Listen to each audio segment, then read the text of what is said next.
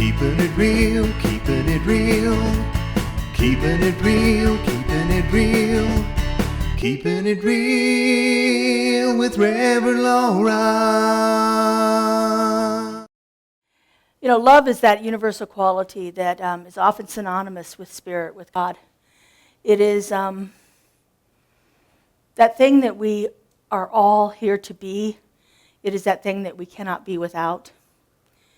Love shows up in so many different ways, so many different times in our lives. We experience love from the very beginning with our mother's love, the love of our family, the love of our siblings and parents and grandparents and so forth.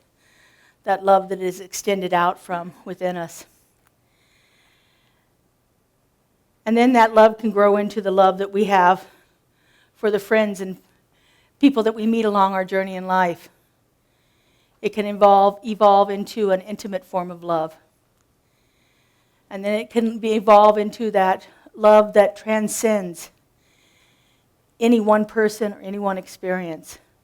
That love that we feel when we are in conscious union with Spirit, when we are connected with each other. You know, one of the concepts that I had trouble with when I first started here at the center was that I can't be loved unless I love myself, which really kind of torqued me a bit. It's like, wait a second, I love myself enough, but apparently I'm not loving myself enough because I'm not experiencing enough love in my life. I wanted more love. I wanted to bring in more love, more connection, more ways of being with people that were different than what I'd experienced before. And what I realized was that, yes, I have to begin to love myself. And by loving myself, I have to do certain things, because there are things that stop us from loving ourselves. There are things that have happened in the past that we hold on to, that we identify with, that we internalize, that become so much of a part of us that we can't move forward with that. Author Nancy Levine calls these our disowned qualities. Our disowned qualities. These are things that often happen in our first 20 or 25 years that we internalize and take with us as the truth of who we are. So, for instance, you maybe one time you were a little slow at doing something, and one of your parents said to you, "Don't be so lazy." And so we take on this quality that we are lazy now. And then that starts to become alive inside of us, and we live from that place of being a lazy person.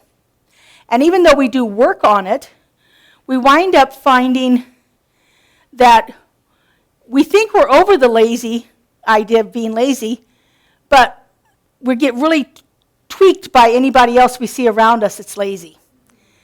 You know, if you're in a store and the person isn't responding to your needs quick enough, all those lazy people, why don't they do their job? You know, or your child doesn't do what you want it to do in the time. Don't be so lazy. We begin to see it because we've still internalized it within ourselves. We still have this disowned quality within ourselves. The poet Robert Bly says that this is the long bag we drag behind us. The long bag we drag behind us. These are things that we have held on to, and we've allowed them to grow inside of us. And it's not any fault of ours. We didn't know better.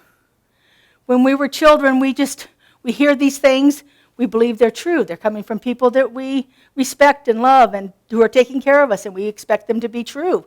People wouldn't say things to us if they weren't true, right? But we begin to internalize these things in such a way that they become part of our identity. And it's hard to move to that place of love when we're holding on to these qualities that we don't really want to experience in our lives, and we don't really want to have. Keeping it real with Reverend Laura.